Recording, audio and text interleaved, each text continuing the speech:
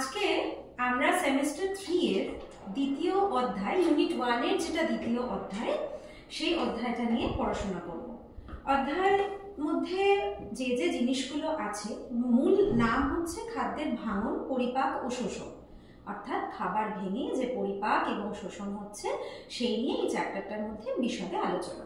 পরিপাক আর শোষণ পড়তে গেলে আমাদের আগে জানতে হবে যে কোথায় পরিপাক হচ্ছে, কোথায় শোষণ হচ্ছে, কি কি অংশ বা সিস্টেমের মধ্যে অবস্থিত কোন কোন অংশ আমাদের এই পরিপাক এবং শোষণে সাহায্য করছে, কোন কোন উৎসেচক কোন গ্রন্থি থেকে কি কি হরমোন এগুলো নিঃসৃত হয়ে পরিপাক এবং শোষণে সাহায্য করছে, আমরা আগে সেগুলো নিয়ে পড়াশোনা করব।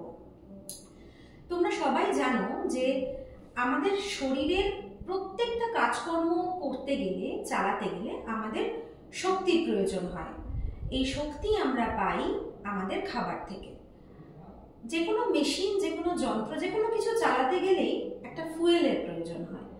আমাদের শরীরের এই যে আমরা কথা বলছি, হাত পা নাড়ছি, হেঁটে চলে বেড়াচ্ছি, শুধু তাই নয়, যখন বসেও আছি তখনও তো শরীরের ভেতরের যে যন্ত্রগুলো, যেমন তোমার হার্ট চলছে, ফুসফুস তার কাজ করছে, লাংস তার কাজ করছে, কিডনি, লিভার সবাই সবার কাজ করছে। এই যে কাজগুলো হচ্ছে আমাদের শরীরের মধ্যে, এগুলো করতে গেলেও শক্তির প্রয়োজন, এনার্জির দরকার হয়। তো সেই ফুয়েলটা আমরা কোথা থেকে পাই? এই শক্তি বা এনার্জিটা যে ফুয়েল থেকে আসে সেটা হলো আমাদের খাবার।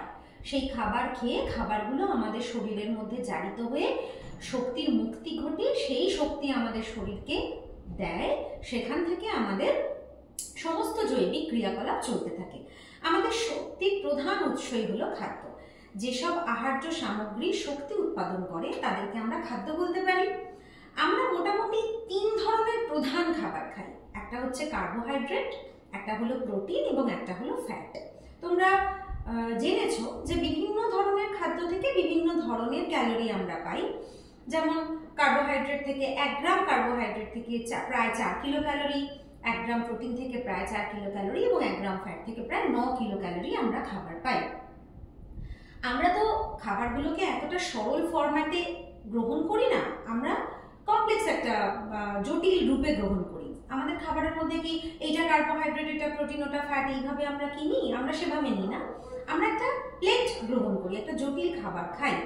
এবার কি হয়, এই যে পৌষ্টিক নালী দেখতে পাচ্ছ ছবিতে দেওয়া আছে, পৌষ্টিক নালীর বিভিন্ন অংশের মধ্যে গিয়ে ওই জটিল জিনিসটা সরল ব্যাপারে পরিণত হয়।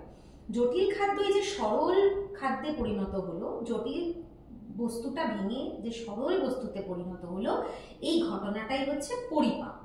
ঠিক আছে?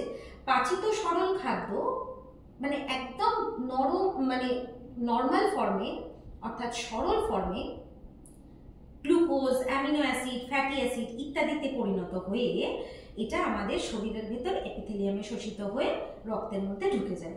এই শোষিত হয়ে যে রক্তে ঢুকে যাচ্ছে, এই প্রক্রিয়াটার নাম হলো শোষণ। তারপরে এই শোষিত হয়ে যাওয়া যে খাবারটা, সেটা আবার প্রোটোপ্লাজম অর্থাৎ কোষের যে ছোট্ট ছোট্ট অংশ, তার প্রোটোপ্লাজমের ভেতরে অঙ্গীভূত হয়ে যায়। এই ঘটনাটাকে বলা হয় আত্তীকরণ বা অ্যাসিমিলেশন, এবং এটা বিভিন্ন বিপাক ক্রিয়ায় অংশগ্রহণ করে। যেমন কার্বোহাইড্রেট আর ফ্যাট থেকে শক্তি উৎপন্ন হয়, প্রোটিন থেকে দেহ গঠন হয়, আমাদের কোনো ড্যামেজ হয়ে গেলে সেটা রিপেয়ার করে, উৎসেচক, হরমোন এইগুলো তৈরি হয়। কোষের প্রোটোপ্লাজমে যে সমস্ত গঠনমূলক আর ভাঙনমূলক রাসায়নিক বিক্রিয়াগুলো হয়, তাদের এই সমষ্টিটাকে মানে গঠনমূলক এবং ভাঙনমূলক, অ্যানাবলিজম এবং ক্যাটাবলিজম, এই পুরো ব্যাপারটাকে বলা হয় বিপাক বা মেটাবলিজম। এইগুলো মূল কথা। এবার এই বিষয়গুলোর উপরে নির্ভর করে আমরা আমাদের পড়া স্টার্ট করছি। প্রথমে আমরা এলিমেন্টারি সিস্টেম বা পৌষ্টিক তন্ত্র নিয়ে কথা বলব। পরিপাক তন্ত্রর দুটো ভাগ করা আছে, দেখো তোমরা ছবিতে, পরিপাক নালী এবং পরিপাক গ্রন্থি। দুটো মিলিয়ে তৈরি হচ্ছে আমাদের পরিপাক তন্ত্র বা পৌষ্টিক তন্ত্র, যে তন্ত্রের মাধ্যমে বিভিন্ন উন্নত প্রাণীদেহে অর্থাৎ মানব দেহে খাদ্য গ্রহণ, পরিপাক, শোষণ, আত্তীকরণ এবং অপাচ্য অংশের বহিষ্করণ ঘটে, অর্থাৎ পুষ্টির 5টা পর্যায় ঘটে। সেইটাকে বলা হচ্ছে পরিপাক তন্ত্র বা পৌষ্টিক তন্ত্র। এবার পরিপাক তন্ত্র দুটো অংশ নিয়ে তৈরি, পরিপাক নালী এবং পরিপাক গ্রন্থি। পরিপাক নালীর মধ্যে আমরা কি কি দেখতে পাচ্ছি? মুখছিদ্র, মুখবিবর, গলবিল, গ্রাসনালী, পাকস্থলী, ক্ষুদ্রান্ত্র, বৃহদন্ত্র এবং পায়ুছিদ্র। অর্থাৎ একদম ওপর থেকে নিচে অবধি এই মুখছিদ্র দেখতে পাচ্ছ, মুখবিবর, এই মুখবিবর থেকে পায়ু নালী পর্যন্ত এই পুরো অংশটা হচ্ছে আমাদের তন্ত্রটা। মুখবিবর থেকে শুরু হচ্ছে, এবার এইভাবে সে কমপ্লিট হচ্ছে। তোমরা প্রত্যেকে এগুলোকে চেনো। এটা মুখবিবর, এটা গ্রাসনালী, এটা পাকস্থলী, এটা ক্ষুদ্রান্ত্র, এটা বৃহদন্ত্র এবং এটা হলো পায়ু। এই পুরো ব্যাপারটার মধ্যে দিয়ে আমাদের এই পুষ্টির 5টা পর্যায় সংঘটিত হয়। প্রথমে আমরা চলে যাচ্ছি মুখছিদ্র বা মুখবিবরে। মুখগহ্বর, মুখগহ্বরের মধ্যে দুটো ভাগ, একটা হচ্ছে মুখছিদ্র, একটা হচ্ছে মুখবিবর। পরিপাক নালীর প্রথম যে অংশ সেটা হচ্ছে মুখছিদ্র। মুখছিদ্র হলো মুখবিবরের প্রবেশদ্বার। ছবিতে দেখতে পাচ্ছ এই মুখবিবর, এটা হচ্ছে প্রবেশদ্বার। এখান থেকে খাদ্যবস্তু তরল হোক কঠিন হোক সেটা আমাদের শরীরের মধ্যে ঢুকছে, মুখের মাধ্যমে সেটা ঢুকছে। মুখছিদ্রটা দুটো ঠোঁট দিয়ে ঘেরা আছে, ঊর্ধ্বষ্ঠ নিম্নষ্ঠ, অর্থাৎ ওপরের ঠোঁটটা আর নিচের ঠোঁটটা। এটা মুখের খোলা বা বন্ধ হওয়া এই বিষয়টাকে নিয়ন্ত্রণ করে। এর সাহায্যে খাদ্যবস্তু মুখবিবরের মধ্যে গৃহীত হয়। আচ্ছা, এরপর হচ্ছে মুখবিবর, যেটার নাম বাক্যাল ক্যাভিটি। মুখগহ্বরের মুখছিদ্রের মধ্যে যে যে বৈশিষ্ট্যগুলো এখানে লেখা আছে, ঊর্ধ্ব আর নিম্ন চোয়ালের মাঝের অংশ ঠোঁট দ্বারা বেষ্টিত, মাড়ি ও দাঁত সহযোগে তৈরি। ওপরের চোয়াল নাড়ানো যায় না, নিম্ন চোয়াল নাড়ানো সম্ভব। আর খাদ্যবস্তু মুখগহ্বরে প্রবেশ করা হচ্ছে প্রধান কাজ। আর মুখগহ্বর তৈরি হচ্ছে দাঁত, জিহ্বা, তালু আর লালা গ্রন্থি দিয়ে। আর একটা জিনিস রয়েছে যেটা হচ্ছে আমাদের চোয়াল। এই চোয়ালটাও কিন্তু মুখগহ্বরের একটা অংশ হিসেবে পড়ে। পরিপাক নালীর দ্বিতীয় অংশ হলো মুখবিবর। মুখছিদ্রের ঠিক পরে একটা বড় প্রকোষ্ঠ রূপে মুখবিবর বা বাক্যাল ক্যাভিটি থাকে। এই ফাঁকা জায়গাটায় বর্তমানে প্রয়োজনীয় যে গঠনগুলো আমি বললাম, অর্থাৎ দাঁত, জিভ, তালু আর লালা গ্রন্থি, এগুলো নিয়ে মুখবিবরটা তৈরি হয়।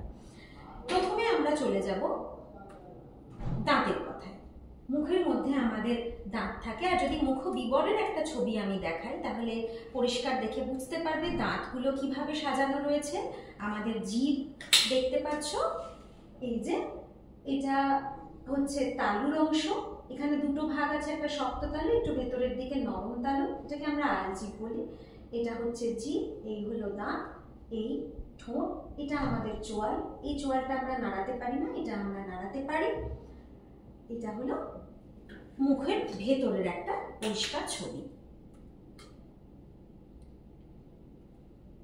নেক্সট আমরা চলে যাচ্ছি দাঁতে। তোমরা জানো যে দাঁতের বিভিন্ন ভাগ আছে। আমাদের সামনে দুটো দাঁত আছে, যেটাকে বলা হচ্ছে ইনসাইজার, যেটা লেখা আছে আই দিয়ে। প্রথমে আই 2/2, অর্থাৎ ইনসাইজার, ওপরে দুটো নিচে দুটো। তারপরে আছে সি। সি হলো ক্যানাইন। ক্যানাইন ওপরে একটি আছে, নিচে একটি আছে। ওপরের যে পাটিটা, সেখানে ওপরে দুটো ইনসাইজার, নিচে দুটো ইনসাইজার, সামনে। ক্যানাইন দুধারে আছে, ওপরে একটা ক্যানাইন, নিচে এক এক করে ক্যানাইন। পিএম 2/2, অর্থাৎ প্রিমোলার। প্রিমোলার ওপরে দুটো আছে, নিচে দুটো আছে, এবং মোলার 3/3 পেছন দিকে দেখতে পাবে। আমাদের মুখের একদম যে আমাদের মানে তালুর মধ্যে, মাড়ির মধ্যে একদম শেষের দিকে, পেছন দিকে, ওপরের দিকে 3টে এবং নিচের দিকে 3টে। এই 4 ধরনের দাঁত নিয়ে আমাদের মুখের ভেতরটা, দাঁতের গঠনটা তৈরি হয়। এবং এই ফর্মুলাটা আই 2/2, সি 1/1, পিএম অর্থাৎ প্রিমোলার 2/2, মোলার এম 3/3, এইভাবে দাঁতের গঠনটা তৈরি হয়। আর দাঁতের যেটা একটা ছবি দেওয়া আছে, একটা দাঁত দাঁতকে যদি আমরা দেখি, ওপরের পোর্শনটা বলা হচ্ছে গলা, তলার পোর্শনটাকে বলা হচ্ছে মূল।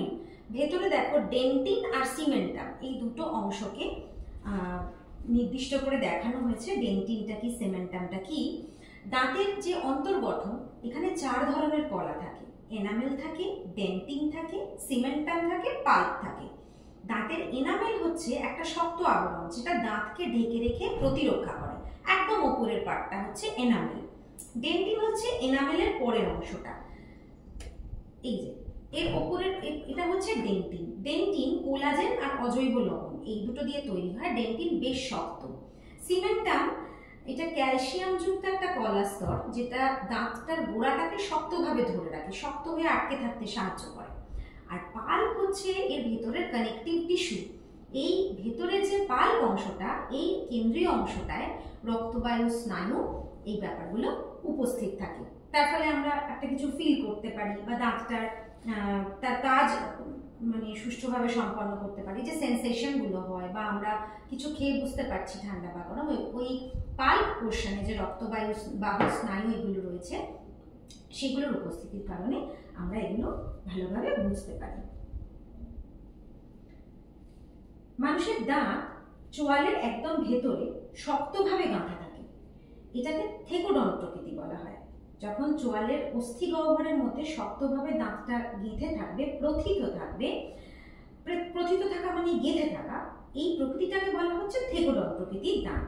মানুষের দাঁতের বিভিন্ন প্রকার হয়, এটাকে হেটেরোডন্ট বলা হচ্ছে। হেটেরোডন্ট কেন বলে? বিভিন্ন ধরনের গঠন প্রকৃতি, সেটা নানান রকম বলে এটা হলো হেটেরোডন্ট। মানুষের দুবার দাঁত ওঠে। আমাদের ছোট্টবেলায় একটা দুধে দাঁত যেটাকে বলি, যেটা পড়ে যায়, মিল্ক টিথ, আর বয়স বাড়লে সেই জায়গায় পার্মানেন্ট দাঁত ওঠে, সেটা হচ্ছে স্থায়ী দাঁত, পার্মানেন্ট টিথ। এই কারণে মানুষের দাঁতটাকে আমরা বলছি ডাইফিওডেন্ট প্রকৃতি। অর্থাৎ 3 ধরনের কথা বললাম। থেকোডন্ট অর্থাৎ শক্তভাবে প্রথিত হয়ে আছে এটা, সেজন্য এটা থেকোডন্ট প্রকৃতির। মানুষের দাঁতের গঠন বিভিন্ন রকম, সেজন্য এটাকে হেটেরোডন্ট বলা হয়।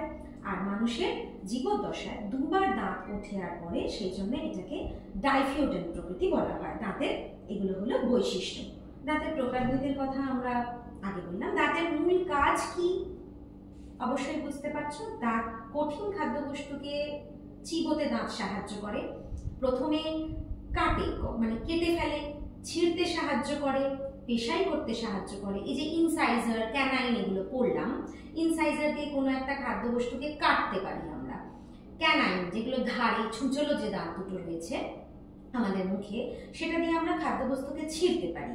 এবং মোলার, প্রিমোলার এই দাঁতগুলো দিয়ে আমরা চিবিয়ে কোনো খাদ্যবস্তুকে পেশাই করছি, একদম সহজ করে নিচ্ছি যাতে আমরা চূর্ণ বিচূর্ণ করে সেটাকে আমরা গিলে ফেলতে পারি সহজে।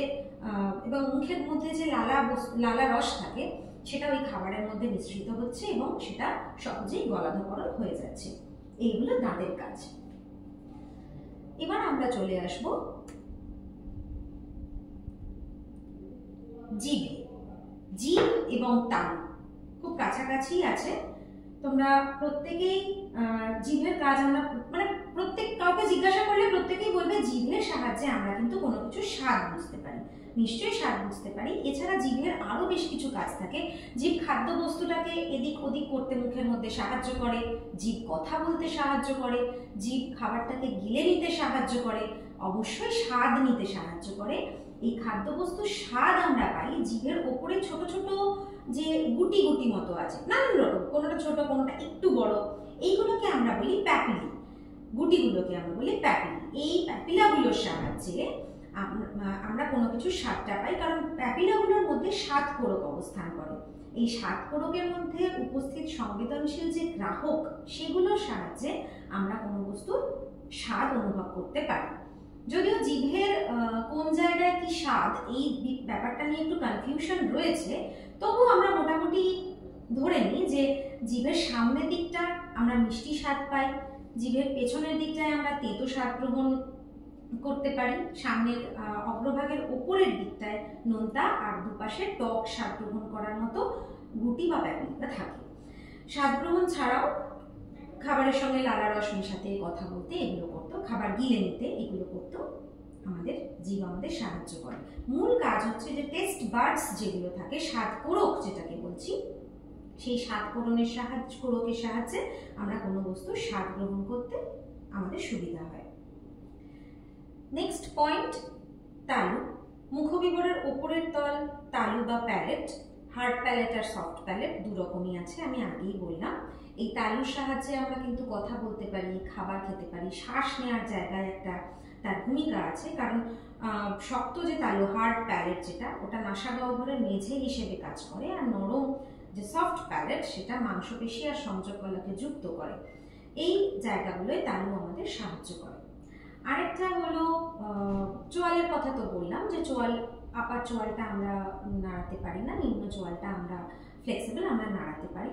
আর মুখের ভেতরে রয়েছে আমাদের লালা গ্রন্থি, এটা মুখের ভেতরে থাকে। মুখের মধ্যে লালার উপস্থিতি আমরা প্রতিটা মুহূর্তে টের পাই, সবসময় দেখতে পাই। এই স্যালাইভারি গ্ল্যান্ড বা লালা গ্রন্থি আমাদের 3 জোড়া থাকে। প্রত্যেকে দেখতে পাচ্ছ যে 3 জোড়া লালা গ্রন্থির অবস্থান কোথায়। এই কানের নিচে এই জায়গাটায় আছে প্যারোটিড গ্ল্যান্ড, এই যে জোড়ায় জোড়ায় থাকে, হ্যাঁ, এক জোড়া করে থাকে। সাবম্যান্ডিবুলার গ্ল্যান্ড, এটা চোয়ালের এই জায়গাটায় থাকে, এবং সাবলিঙ্গুয়াল গ্ল্যান্ড এটা থাকে জিহ্বার তলদেশে থাকে সাবলিঙ্গুয়াল গ্রন্থি। 3টে জোড়ায় জোড়ায় গ্রন্থি, প্যারোটিড, সাবম্যান্ডিবুলার, সাবলিঙ্গুয়াল। সাবলিঙ্গুয়াল জিভের তলদেশে জোড়ায় আছে, সাবম্যান্ডিবুলার চোয়ালের এই জায়গায় জোড়ায় আছে, এবং প্যারোটিড গ্রন্থি আমাদের এই কানের নিচেটায় এক জোড়া করে বর্তমান রয়েছে। এই প্যারোটিড গ্ল্যান্ড, সাবম্যাক্সিলারি বা সাবম্যান্ডিবুলার গ্ল্যান্ড এবং সাবল্যাঙ্গুয়াল গ্ল্যান্ড থেকে লালা খরিত হয়। এই লালা আমাদের অনেকগুলো কাজে লাগে। লালা গ্রন্থি থেকে খরিত লালা রস, এর ব্যাপারে ডিটেলে আমরা পরে আসছি, ডিটেলে আমরা বলবো। মোট কথা, লালা গ্রন্থির মধ্যে এর গ্রন্থিগুলোর অবস্থানগুলো তোমরা জানলে এখান থেকে। এই হয়ে গেল আমাদের মুখ এবং মুখগহ্বরের মধ্যে যা যা ভাগ আছে, যা যা পোর্শন আছে, সেগুলো সম্পর্কে আমরা জানলাম। মুখের মধ্যে খাবার ঢোকার পর খাবারটা দাঁতের মাধ্যমে কেটে ছিঁড়ে পেশাই হয়ে চূর্ণ বিচূর্ণ হয়ে লালা রসের সঙ্গে মিশে আমরা গিলছি।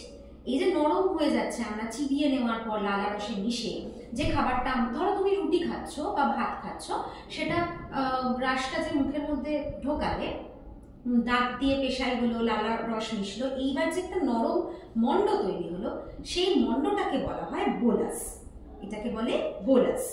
মুখবিবরে বা মুখগহ্বরে খাবারের কিন্তু আংশিক পরিপাক ঘটে, পুরোটা নয়, কিছুটা, মানে সিদ্ধ শ্বেতসার কিছুটা পরিপাক হয়, সেটা আমি তোমাদেরকে আবার পরে বলছি। আচ্ছা, এই হয়ে গেল মুখবিবরণটি। এবার আমরা চলে যাব গলবিল এবং গ্রাসনালী।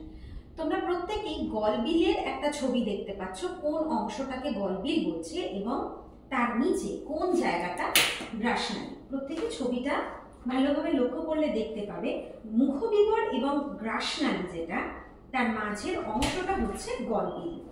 এর গঠন,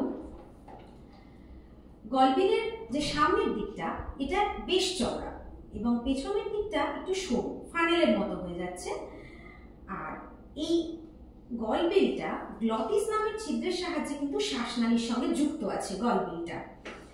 এই কারণে খাবারটা যখন আমরা খাই, মাঝে মাঝে যে আমাদের গলায় লেগে যায়, তার একটা প্রধান কারণ এই গলবিলটা গ্লটিস নামের একটা ছিদ্রের সঙ্গে শ্বাসনালীর সঙ্গে যুক্ত। এই যে এই জায়গাটা, এই যে আমাদের শ্বাসনালী এখানটায় এসে মিশছে, এইখানটায় আসার পরে মানে কখনো কখনো এইটা এইদিকে না নেমে উল্টো দিকে ঢুকে যায়, সেজন্য আমাদের গলায় লেগে যায়, আমরা বিষম খাই, আমরা কেশে উঠি, ওই শ্বাসনালীর মধ্যে খাবার ঢুকে যায় বলে।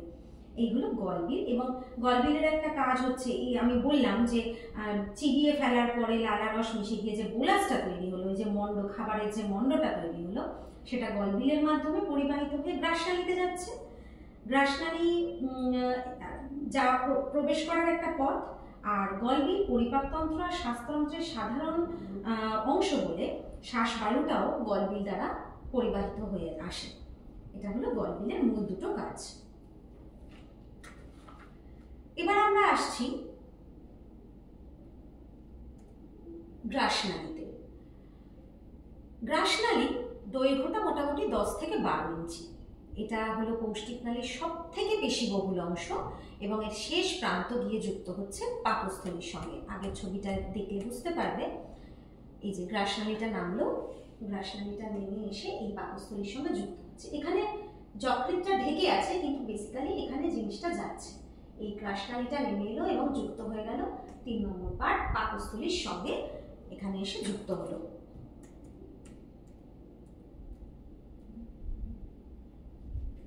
গ্রাসনালীর ক্রমসংকোচন দ্বারা খাদ্যের দলা গলবিল থেকে গ্রাসনালী হয়ে পাকস্থলীতে পৌঁছতে পারে। এই যে গ্রাসনালীর ক্রমসংকোচন হওয়া, এই যে অংশটা, এটা একটা চলন। এই চলনটার নাম হলো পেরিস্টলটিক চলন। গ্রাসনালীর ক্রমসংকোচন পেরিস্টলটিক চলন হচ্ছে বলে গ্রাসনালীটা ওইভাবে পেরিস্টলটিক চলনের মধ্যে রয়েছে বলে কিন্তু খাবারের দলাটা আস্তে আস্তে গলবিল থেকে গ্রাসনালী এসে তারপর পাকস্থলীতে পৌঁছে। ওটা একটা মুভমেন্ট থাকে, একটা মুভমেন্ট না থাকলে তো খাবারের দলাটা এক জায়গা থেকে আরেক জায়গায় সরবে না। ওই মুভমেন্টটার জন্য, পেরিস্টলটিক চলনটার জন্য খাদ্যের দলাটা গলবিল থেকে গ্রাসনালী হয়ে পাকস্থলীতে এসে পৌঁছয়। এই গ্রাসনালী গলবিল আর পাকস্থলীর মাঝখানে থাকে, এটা বেশ নলাকার, এটাকে অন্ননালীও বলা হয়। এটা লালারস মিশ্রিত মণ্ড আকারের যে খাবারটা, সেটাকে ক্রমসংকোচনের মাধ্যমে পাকস্থলীর মধ্যে ঢোকায়। এর পরের পোর্শন পাকস্থলী, যেটাকে ইংরেজিতে বলে স্টমাক। স্টমাকের ব্যাপারে আমরা এবারে পড়ব। স্টমাকের ছবিটা ভালোভাবে তোমরা দেখো। স্টমাকের বা পাকস্থলীর বিভিন্ন অংশ রয়েছে। একটা হচ্ছে হৃদপ্রান্ত, কার্ডিয়াক এন্ড, একটা হচ্ছে ফান্ডাস, একটা হচ্ছে দেহ বা কর্পাস বা বডি বলে, আর একটা হচ্ছে পাইলোরিক অ্যান্ট্রাম। ফান্ডাসটা তোমরা দেখতে পাচ্ছ, কার্ডিয়াক রিজিয়ন, এটা পুরোটা বডি, এটা হচ্ছে পাইলোরিক রিজিয়ন, অর্থাৎ যে প্রান্তটা শেষের দিকে আসছে। হৃৎপিণ্ডের কাছে অবস্থিত, গ্রাসনালী ও পাকস্থলীর সংযোগস্থলে অবস্থিত সংকোচনশীল পেশিবলয়যুক্ত কার্ডিয়াক স্ফিংটার, এটা খাদ্যবস্তুকে পাকস্থলী থেকে গ্রাসনালীতে ফিরে যেতে বাধা দেয়। এই কার্ডিয়াক স্ফিংটার, যে পেশিবলয়যুক্ত যে অংশ, এই অংশটা, এটা আবার গ্রাসনালীতে ফিরে যেতে রাস্তাটা আটকে দেয়। এটা হচ্ছে এর মূল কাজ। ফান্ডাসটা কি? হৃদপ্রান্ত সংলগ্ন, অর্থাৎ ওই পার্টটা বাঁ দিকের যে হাফ সার্কেল, অর্ধগোলাকার যে একটা অংশ, সেটাকে আমরা বলছি ফান্ডাস। ফান্ডাসের পরে যে অংশটা, মাঝখানের যে অংশটা, সেটাকে বলা হচ্ছে দেহ বা বডি। আর পাকস্থলী আর ক্ষুদ্রান্ত্রের সংলগ্ন অংশটা হচ্ছে পাইলোরিক প্রান্ত। এই পাকস্থলীটা তো গিয়ে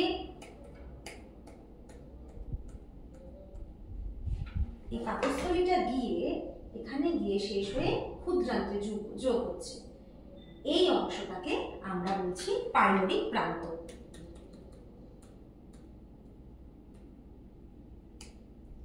পাকস্থলী যে অক্ষরের মতো দেখতে, ফান্ডাস, বডি, পাইলোরাস, মোট 3টে অংশ। ফান্ডাস হচ্ছে পাকস্থলীর প্রথম অংশ, আর গ্রাসনালীর শেষ প্রান্ত সংলগ্ন এর সংযোগস্থলে কার্ডিয়াক স্ফিংটার রয়েছে। এর পরবর্তী মাঝের পেশিবহুল অংশ হলো বডি। যেগুলো মূল পয়েন্ট সেগুলো হাইলাইট করে দেখানো হয়েছে এখানে দেখো। পাকস্থলীর শেষ অংশ পাইলোরাস বা পাইলোরিক প্রান্ত, যা ডিওডিনাম সংলগ্ন, অর্থাৎ ওই ক্ষুদ্রান্ত যেখানে শুরু হচ্ছে তার সংলগ্ন। পাইলোরাসের চওড়া অংশটার নাম পাইলোরিক অ্যান্ট্রাম। পরবর্তী নলাকার অংশ পাইলোরিক ক্যানাল নামে পরিচিত। ছবিটা ভালো করে লক্ষ্য করলে দেখবে পাইলোরিক ক্যানালটা বেশ সরু হয়ে এসেছে, আর পাইলোরিক স্ফিংটার আর পাইলোরিক রিজিয়ন অফ স্টমাক, 3টে অংশকে এখানে দেখানো হয়েছে। ডিওডিনামটা যেখান থেকে শুরু হচ্ছে সেটা উল্লেখ করে দেওয়া হচ্ছে। আচ্ছা, এই একটা অংশ দেখো, এই অংশটার নাম হচ্ছে রুগাই। এটা কি? যখন পাকস্থলীটার মধ্যে খাবার ভর্তি হয়ে থাকে তখন এটা ফুলে যায়, তখন কিন্তু এরকম ভাঁজ হয়ে থাকে না। কিন্তু এখন পাকস্থলীটা ফাঁকা আছে মোটামুটি, তখন এই ভাঁজগুলো যে পড়ছে, এই যে অংশগুলো, এই জিনিসটাকে বলা হয় রুগাই। এটা যখন পাকস্থলীর মধ্যে খাবার থাকে না সেই সময়টার অবস্থা।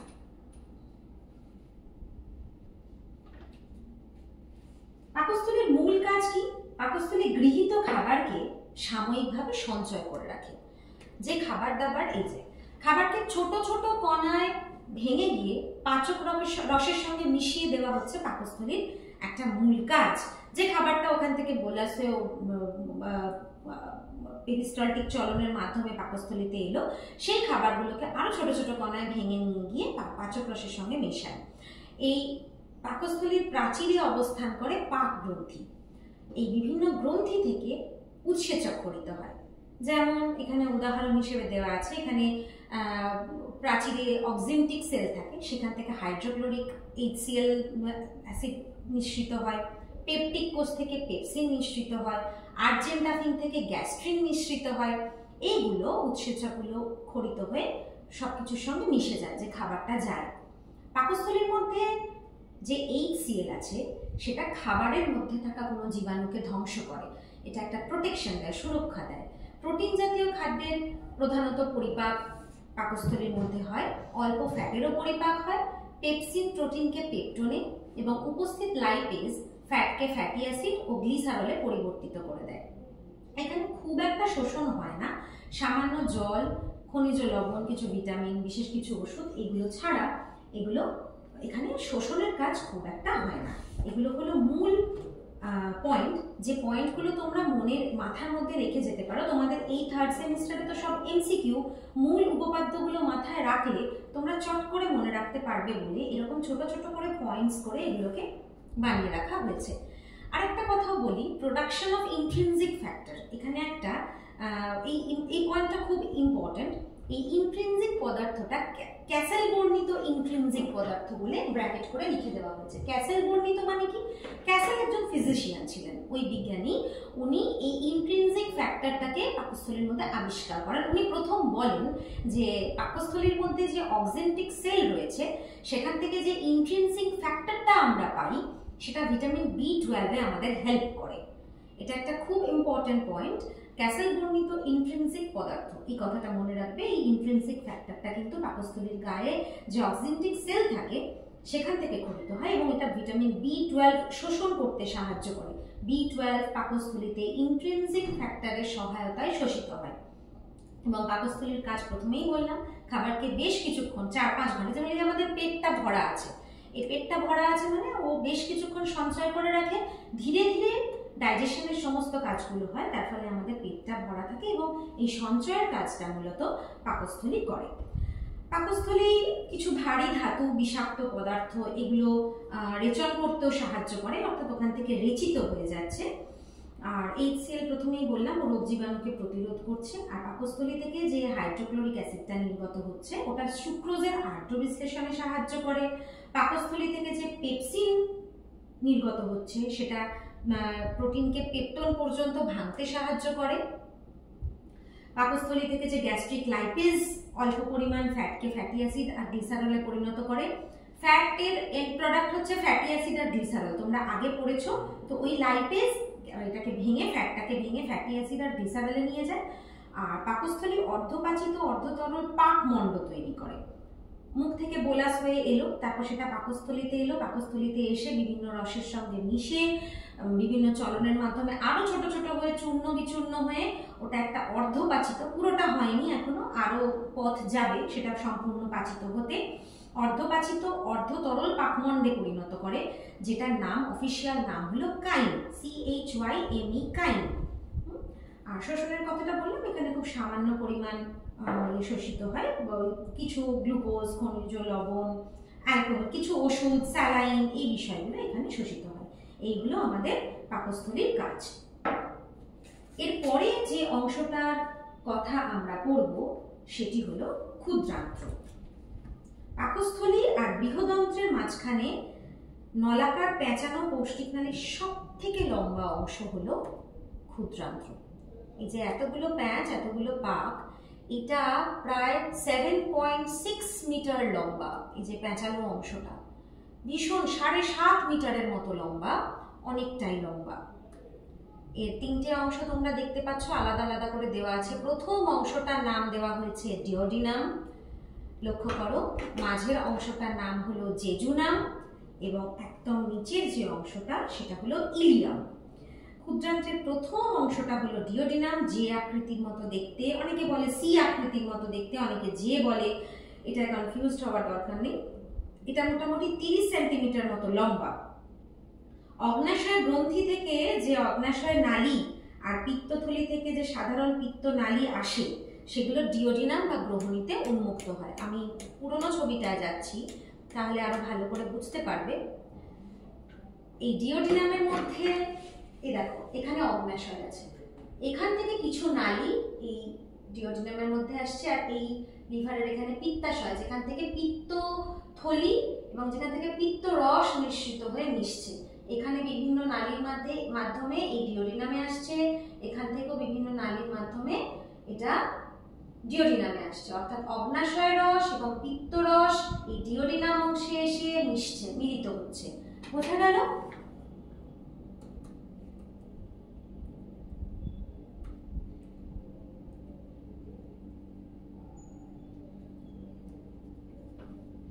Next part jejunum. এটা হচ্ছে দ্বিতীয় অংশ। এটা পেঁচানো নলাকার একটা অংশ, দেখতেই পাচ্ছ, এটা মাঝখানটায় অবস্থিত। এটা মোটামুটি 2-3 মিটার লম্বা। তারপরে যে লাস্ট পেঁচানো পার্টটা সেটাও প্রায় 3.5 মিটার মতো লম্বা। এই লাস্ট পার্টটা হলো ইলিয়াম। আর এই ইলিয়াম ক্ষুদ্রান্ত্র আর বৃহদন্ত্রের মাঝখান, মানে সে ক্ষুদ্রান্ত্র আর বৃহদন্ত্রের সংযোগস্থলে অবস্থিত। এখানে একটা কপাটিকা থাকে, এটাকে বলা হয় ইলিওসিক্যাল কপাটিকা। এই ক্ষুদ্রান্ত্র আর বৃহদন্ত্রের যেখানটায় যুক্ত হচ্ছে সেই অংশটার মধ্যে ইলিওসিক্যাল কপাটিকা থাকে। ক্ষুদ্রান্ত্রের গায়ে তোমরা আগে পড়েছো আঙুলের মতো একটা প্রবর্ধক থাকে ক্ষুদ্রান্তের অন্তঃপ্রাচীরের মধ্যে। এই প্রবর্ধকটার নাম ভিলাই। ভিলাই হচ্ছে বহু বচনের নাম, এক বচনের নাম হচ্ছে ভিলাস। এগুলো শোষণের প্রধান স্থান। খাবার পরিপাক হওয়ার পর যে শোষণের ভাগটা, পুষ্টির যে বিভিন্ন পর্যায়, পরিপাকের যে শোষণের পর্যায়টা, সেটার কিছুটা অংশ এই ভিলাইতে বা এক বচনে ভিলাস, সেটা হচ্ছে শোষণ করার একটা প্রধান স্থান। আর ক্ষুদ্রান্ত্রের কাজ কি? ক্ষুদ্রান্তের কাজ প্রোটিন ফ্যাটের পরিপাক এই ক্ষুদ্রান্ত্রের মধ্যে সম্পূর্ণ হয়।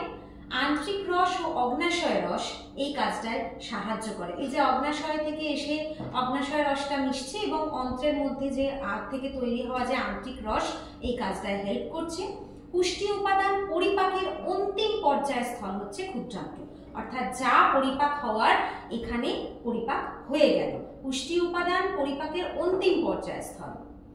পাচিত সরল খাদ্যসমূহ, আমি প্রথমেই বললাম যে আমরা তো জটিল হিসাবে খাবারটাকে গ্রহণ করি, তারপর সেটা বিভিন্ন ভাগে ভেঙে সরল রূপগুলো নেয়। সরল রূপগুলো যেমন glucose, fructose, amino acid, fatty acid, glycerol, এগুলো শোষণের প্রধান স্থল হলো এই ক্ষুদ্রান্ত্র। শর্করা আর প্রোটিনের পরিপাক হয়ে যাওয়া সরল অংশ প্রবেশ করে পোর্টাল শিরা রক্তে, ফ্যাটের সরল অংশ যায় লসিকাবাহে। দেহে জলসাম্য বজায় রাখে শোষণ আর রেচন পদ্ধতির মাধ্যমে। আর উপক্ষার, প্রতিবিষ, এই ভারী ধাতু এগুলোকে রেচিত করে এবং রক্তের যে পিএইচ মাত্রা সেইটাকে বজায় রাখে। ক্ষুদ্রান্তের গায়ে মিউসিন, অন্তর্গাত্রে যে মিউসিন থাকে, সেই বিভিন্ন উৎসেচক পাচক্রিয়ার হাত থেকে এটা প্রোটেকশন দেয় আমাদের শরীরকে। আর ক্ষুদ্রান্তের মধ্যে একটা অ্যাক্টিভেটর থাকে এন্টেরোকাইনেজ। এই এন্টেরোকাইনেজ ট্রিপসিনোজেন যে প্রোএনজাইম সেটাকে সক্রিয় উৎসেচক ট্রিপসিনে পরিণত করে। ট্রিপসিন নামের যে উৎসেচকটার কথা আমরা পড়ি সেটা প্রথমে নিষ্ক্রিয় ট্রিপসিনোজেন রূপে থাকে, এটাকে সক্রিয় উৎসেচকে রূপান্তর করে। এটি প্রোটিনের সম্পূর্ণ পরিপাকের জন্য, এই ট্রিপসিনটা প্রোটিনকে সম্পূর্ণরূপে পরিপাক করে। আর অম্লক্ষারের সমতা বজায় রাখা, রক্তের যে পিএইচ এর কথাটা বললাম, দেহে ক্ষারের পরিমাণ যদি বেড়ে যায় তাহলে ক্ষারীয় ফসফেটটা ক্ষুদ্রান্তের মাধ্যমে শোষিত হয়ে বডি থেকে বের হয়ে যায়। আবার রক্তে যে অ্যাসিড, সেই তার পরিমাণ যদি বেড়ে যায় তাহলে ক্ষুদ্রান্ত থেকে ক্ষারীয় ফসফেট রক্তে আবার শোষিত হয়ে অম্ল আর ক্ষারের যে সমতা, অর্থাৎ অ্যাসিড বেস ব্যালেন্সটাকে বজায় রাখে। আর জলসাম্য রক্ষার ক্ষেত্রে দেহে যে জলসাম্য বজায় রাখে সেটা লসিকা রস আর দেহরসের জলসাম্য শোষণ আর রেচনের মাধ্যমে বজায় রাখতে এটা সাহায্য করে। এইগুলো ক্ষুদ্রান্তের মূল কাজ, যে কাজগুলোর মাধ্যমে ক্ষুদ্রান্ত আমাদের বডিকে এই পরিপাক এবং শোষণের কাজগুলো করতে হেল্প করে। এছাড়াও শরীরের অন্যান্য শারীরবৃত্তীয় কাজেও কিন্তু ক্ষুদ্রান্ত্র আমাদের যথেষ্ট সাহায্য করে। নেক্সট ছবিটা দেখো, ক্ষুদ্রান্ত্র হয়ে যাওয়ার পরে এটা হলো বৃহদন্ত্রের ছবি।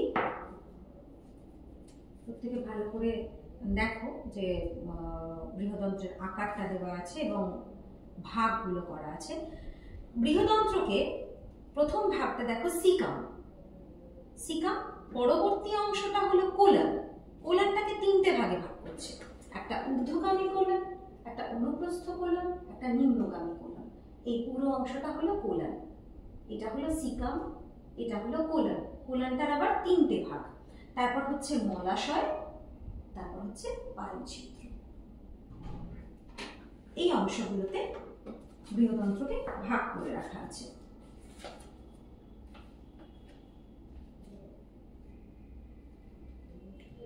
সিকাম অংশটা হলো বৃহদন্ত্রের প্রথম অংশ, যেটা ক্ষুদ্রান্ত্র আর বৃহদন্ত্রের সংযোগস্থল। এটা একটা থলির মতো অংশ। সিকাম থেকে একটা উপবৃদ্ধি দেখা যায়, একটা অংশ বেরিয়ে আছে, এই যে সিকাম থেকে একটা উপবৃদ্ধি হয়ে আছে। এই উপবৃদ্ধিটাকে অ্যাপেন্ডিক্স বলা হয়, যেটার কথা তোমরা শুনেছো। এই সিকাম অংশ থেকে এটা নির্গত হয়। সিকামের পরের যে অংশটা সেটা হলো কোলন। এটা বিভিন্ন ভাগে, সিগময়েড, 4টে ভাগে ভাগ করা রয়েছে, এটা তোমরা ছবির মধ্যে দেখতে পাচ্ছ। সিগময়েড কোলন যেখানে শেষ হচ্ছে, সেই বাঁকের ওখান থেকে পায়ু নালী শুরু হচ্ছে। আর মলাশয়ের যে শেষ প্রান্তটা সেটা হলো পায়ু নালী। এরই একদম শেষ অংশটা হচ্ছে পায়ুছিদ্র বা অ্যানাস। এটা আমাদের শরীরের যে অপাচ্য অংশ, এখান দিয়ে মল হিসেবে দেহের বাইরে বের হয়ে যায়।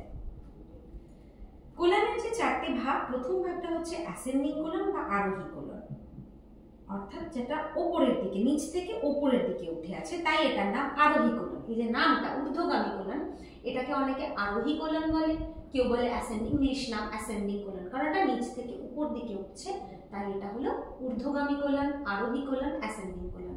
এটা হচ্ছে অনুপ্রস্থ কোলন। এই অনুপ্রস্থ কোলনটা এইভাবে অবস্থান করছে বলে এটাকে ট্রান্সভার্স কোলনও বলা হয়। এই অংশটা পুরো আড়াআড়ি ভাবে অবস্থান করছে অনুপ্রস্থ কোলনটা।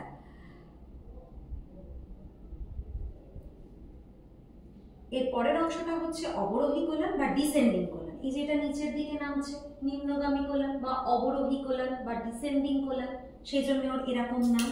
আর সিগময়েড কোলন হচ্ছে এই যে ডিসেন্ডিং কোলনের এক্সটেন্ডেড পার্টটা, এই পার্টটাকে বলা হচ্ছে সিগময়েড কোলন। তাহলে প্রত্যেকে বুঝতে পারলে এদের নামগুলো কেন আলাদা আলাদা। উপর দিকে উঠছে তাই এটাকে আরোহী কোলনও বলা হয়, অ্যাসেন্ডিংও বলা হয়। নিচের দিকে নামছে তাই এটাকে ডিসেন্ডিং বলা হয়, অবরোহী বলা হয়। এটা আড়াআড়ি ভাবে অবস্থান করছে এইভাবে, সেজন্য এটাকে অনুপ্রস্থ কোলন বলা হয়, এটাকে ট্রান্সভার্স কোলনও বলা হয়। আর এই যে এক্সটেন্ডেড পার্টটা, এই কোলনটা, এটাকে বলা হচ্ছে সিগময়েড কোলন। এই অংশটার নাম হলো সিগময়েড কোলন। এই 4টে ভাগে প্রধানত বিভক্ত। ছবিটা সরালাম, প্রত্যেকে দেখে নিয়েছো। প্রথমে দেখো ক্ষুদ্রান্তের পরের অংশ ইলিয়ামের শেষ থেকে পায়ু পর্যন্ত বিস্তৃত। তোমরা, এটা আমি বললাম, এর দৈর্ঘ্যটা প্রায় 5 ফুট, অনেকটা লম্বা। এর মূল কাজের মধ্যে দুটো কাজকে আমি হাইলাইট করে রেখেছি। এই জল, লবণ, ভিটামিন এগুলোকে শোষণ করে। শেষ পার্টটা, এগুলো শোষণটা লাস্ট কমপ্লিট হলো, অপাচ্য খাদ্য মলে পরিণত হয় এবং এখান থেকে নির্গত হচ্ছে। আর মলাশয়ে জমা থাকে, তারপর পায়ু দিয়ে নির্গত হয়। পায়ুছিদ্র দিয়ে যেমন নির্গত হয়ে যাওয়া একটা কাজ, আবার এটাকে রাখা সেটাও কিন্তু বৃহদন্ত্রের একটা কাজ। মলাশয়ে অনেক বেশ কিছুক্ষণ জমা থাকে, তারপর পায়ু দিয়ে নির্গত হয়ে যায়। পারদ, আর্সেনিক, বিসমাথ এই পদার্থগুলো শরীর থেকে রেচিত হয়ে যায় বৃহদন্ত্রের হেল্পে, এবং ভিটামিন কে আর বি কমপ্লেক্স এই বৃহদন্ত্রের মধ্যে তৈরি হয়। বৃহদন্ত্রে অনেক ধরনের ব্যাকটেরিয়া বসবাস করে, যেমন ক্লস্ট্রিডিয়াম পারফিউজেন্স, স্ট্রেপ্টোকক্কাস স্পেশালিস, ই কোলাই, এসেরিকিয়া কোলাই যেটাকে আমরা বলি। এই সমস্ত ব্যাকটেরিয়াগুলোর মাধ্যমে এই বৃহদন্ত্রে vitamin K, vitamin B complex এগুলো সংশ্লেষিত হয়। প্রত্যেকে বুঝতে পারলে এই হলো আমাদের শরীরের মধ্যে যে যে অর্গ্যানগুলো আছে সেই অর্গ্যানগুলো, এবং প্রত্যেকটা যে অংশ ক্ষুদ্রান্ত্র বলো, বৃহদন্ত্র বলো, পাকস্থলী বলো, বিবর, মুখগহ্বর, তার মধ্যে অবস্থিত জীব, দাঁত, এই সমস্ত অংশগুলো আমাদের খাদ্য পরিপাক এবং শোষণের মধ্যে সাহায্য করে। এটা হলো পৌষ্টিক বা পরিপাক নালী। মুখ, গলবিল, গ্রাসনালী, পাকস্থলী, ক্ষুদ্রান্ত্র, বৃহদন্ত্র, মলাশয় এবং পারিছিদ্র। মুখের মধ্যে বাক্যাল ক্যাভিটি অর্থাৎ মুখগহ্বর, মুখছিদ্র, গলবিল, গ্রাসনালী, পাকস্থলী, ক্ষুদ্রান্ত্র, বৃহদন্ত্র, মলাশয়, পারিছিদ্র, এগুলোর প্রত্যেকটা বিবরণ। এর পরের পার্টটা আসবে পরিপাক গ্রন্থি বা পৌষ্টিক গ্রন্থিগুলি।